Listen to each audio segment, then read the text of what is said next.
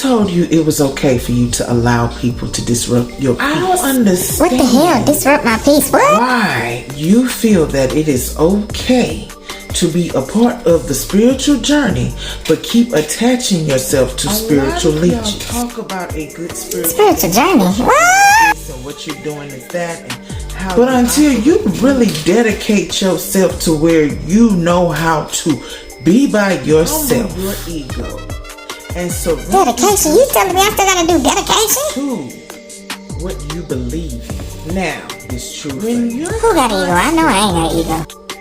Always having something to say, being opinionated, going back and forth, acting like you already know how to solve the problem. But in actuality, you're part of that your problem. Spirits and your ancestors been trying to guide your business. See, you always telling me what I shouldn't say. Learn how to handle your ego. It's almost like they're telling you to shut the up. But because a lot of y'all are so egotistical and driven to speak, you got me messed up. I ain't part of no problem.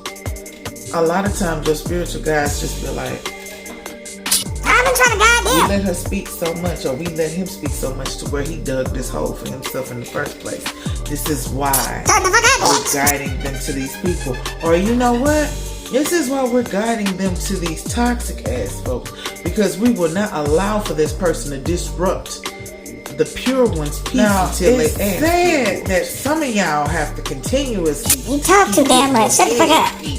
Over and over, because you allow yourself to get involved with the negative energy that they tell you not to be involved with in the first place.